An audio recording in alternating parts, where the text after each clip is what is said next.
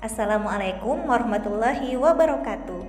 Perkenalkan, saya Ica Marcella, peserta Latsar BPPSDM Provinsi Kalsel Angkatan 10 dari kelompok 2. Nah, kali ini saya diberikan tugas individu untuk membuat mind mapping mengenai wawasan kebangsaan dan nilai-nilai bela negara. Baiklah, langsung saja saya akan menjelaskan mind map yang telah saya buat. Untuk yang pertama, saya akan memulai membahas mengenai wawasan kebangsaan terlebih dahulu. Definisi atau pengertian dari wawasan kebangsaan adalah konsepsi, cara pandang yang dilandasi akan kesadaran diri sebagai warga dari suatu negara, akan diri dan lingkungannya di dalam kehidupan berbangsa dan bernegara. Wawasan kebangsaan akan luntur dan bahkan hancur jika anggota atau warga negaranya tidak peduli dan membiarkannya berkembang tanpa arahan dan pegangan. Sehingga penting bagi kita untuk memahami mengenai wawasan kebangsaan ini. Selanjutnya, ada beberapa titik penting dalam sejarah berdirinya bangsa Indonesia. Dimulai dari yang pertama, organisasi Budi Utomo. Organisasi ini didirikan pada tanggal 20 Mei 1908, di mana organisasi ini merupakan perkumpulan anak muda di Aula Sofia. Kemudian selanjutnya ada Perhimpunan Indonesia, di mana organisasi ini merupakan pergerakan nasional pertama yang menggunakan istilah Indonesia. Bahkan, Perhimpunan Indonesia menjadi pelopor kemerdekaan bagi bangsa Indonesia di kancah internasional. Karena organisasi ini berdiri di Belanda pada 25 Oktober 1908. Organisasi yang beranggotakan pelajar dan mahasiswa di Belanda ini awalnya bernama Perhimpunan Hindia. Akan tetapi, pada tahun 1922, saat pergantian ketua, organisasi ini pun berubah nama menjadi Perhimpunan Indonesia. Kemudian dilanjutkan lagi dengan adanya Kongres Pemuda pertama pada tanggal 30 April sampai 2 Mei 1926 dan dilanjutkan Kongres Pemuda kedua pada 27 sampai 28 Oktober 1928. Pada 1 Maret 1945, dalam situasi kritis, Letnan Jenderal Kumakichi Harada mengumumkan pembentukan BPUPKI, yaitu Badan Penyelidik Usaha-Usaha Persiapan Kemerdekaan Indonesia. Latar belakang Jepang mengumumkan pembentukan BPUPKI ini adalah agar rakyat Indonesia tidak memberikan perlawanan terhadap Jepang dan dapat membantunya untuk melawan tentara sekutu. Kemudian, titik dalam sejarah pembentukan Indonesia adalah adanya PPKI, yaitu Panitia Persiapan Kemerdekaan Indonesia yang dibentuk pada tanggal 7 Agustus 1945. Nah, itu tadi sedikit sejarah berdirinya bangsa Indonesia. Lalu saya akan melanjutkan tentang konsensus dasar. Apa itu konsensus? Konsensus artinya kesepakatan atau pemufakatan bersama mengenai pendapat, pendirian, dan lain sebagainya yang dicapai melalui kebulatan secara bersama. Adapun konsensus dasar bagi bangsa Indonesia ada 4. Yang pertama adalah Pancasila. Pancasila sebagai ideologi negara dan juga pandangan hidup bagi bangsa Indonesia. Pancasila sendiri berarti 5 sila yang dilambangkan oleh 5 lambang yang terdapat dalam perisai. Untuk sila pertama dilambangkan dengan gambar bintang tunggal, sila kedua dilambangkan dengan gambar rantai emas, sila ketiga dilambangkan dengan gambar pohon beringin, sila keempat dilambangkan dengan gambar kepala banteng, dan yang terakhir sila kelima dilambangkan dengan gambar padi dan kapas. Yang kedua, Undang-Undang Dasar 1945.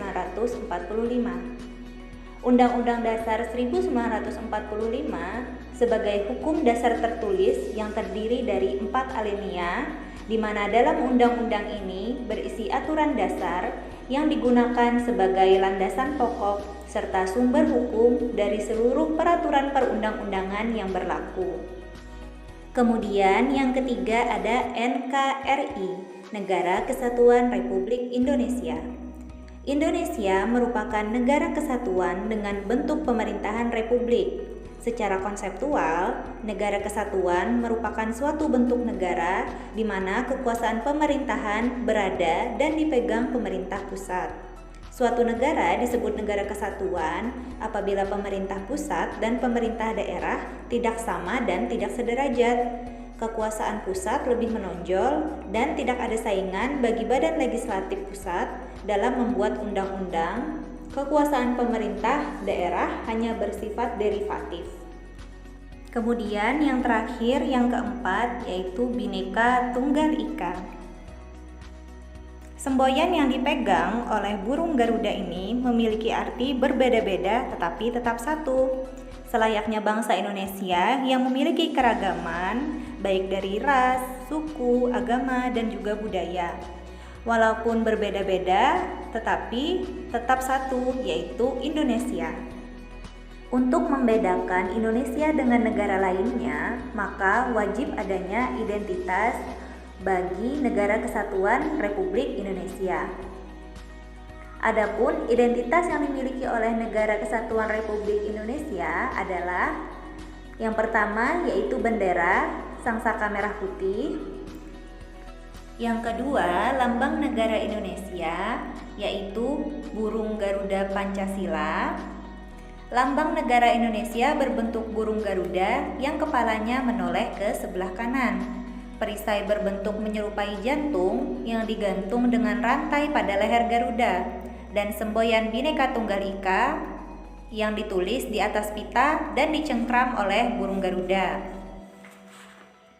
Jumlah bulu pada burung Garuda melambangkan Hari Proklamasi Kemerdekaan Indonesia, yaitu 17 Agustus 1945, dengan rincian pada masing-masing sayap jumlah bulu ada 17, pada ekor berjumlah 8, di bawah perisai atau pangkal ekor berjumlah 19, dan di leher berjumlah 45.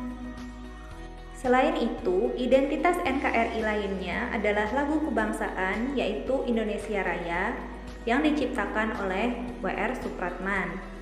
Dan yang terakhir, bahasa persatuan bagi bangsa Indonesia adalah bahasa Indonesia. Nah, itu tadi penjelasan saya mengenai wawasan kebangsaan. Lalu saya akan melanjutkan membahas mengenai nilai-nilai bela negara. Apa itu bela negara? Bela negara adalah sikap dan perilaku warga negara yang dijiwai oleh kecintaannya terhadap Negara Kesatuan Republik Indonesia dalam menjaga kedaulatan negara, keselamatan bangsa dan negara, dan juga keutuhan wilayah. Nah, itu tadi adalah pengertian dari bela negara. Selanjutnya, saya akan menjelaskan mengenai sejarah dari bela negara. Pada tanggal 18 Desember 2006, Presiden Republik Indonesia Susilo Bambang Yudhoyono menetapkan tanggal 19 Desember sebagai Hari Bela Negara, di mana pada 19 Desember 1948 merupakan hari bersejarah bagi bangsa Indonesia karena tanggal tersebut terbentuk Pemerintah Darurat Republik Indonesia dalam rangka mengisi kekosongan kepemimpinan Pemerintah Negara Republik Indonesia dalam rangka bela negara, mempertahankan kehidupan bagi bangsa yang menjunjung tinggi persatuan dan juga kesatuan. Adapun nilai-nilai dasar dalam bela negara ada 6 poin. Yang pertama adalah cinta tanah air, kedua, kesadaran berbangsa dan bernegara, ketiga, setia kepada Pancasila, keempat, rela berkorban untuk bangsa dan negara, kelima, memiliki kemampuan awal bela negara, dan yang terakhir, keenam, semangat mewujudkan negara yang berdaulat, adil, dan makmur. Adapun implementasi bagi ASN atau aparatur sipil negara, yaitu dapat berupa dengan memegang teguh ideologi Pancasila sebagai alat perekat dan pemersatu sesuai fungsi ASN, memegang teguh prinsip netralitas ASN dalam hal politik, melakukan pengabdian yang tulus dengan menjalankan tugas secara profesional, memberikan pelayanan kepada publik secara jujur, tanggap, cepat, tepat, akurat, berdaya guna, dan juga santun. Nah, sekian penjelasan dari saya mengenai wawasan kebangsaan dan nilai-nilai bela negara. Saya minta maaf apabila ada kesalahan. Salah khilaf mohon maaf. Wassalamualaikum warahmatullahi wabarakatuh.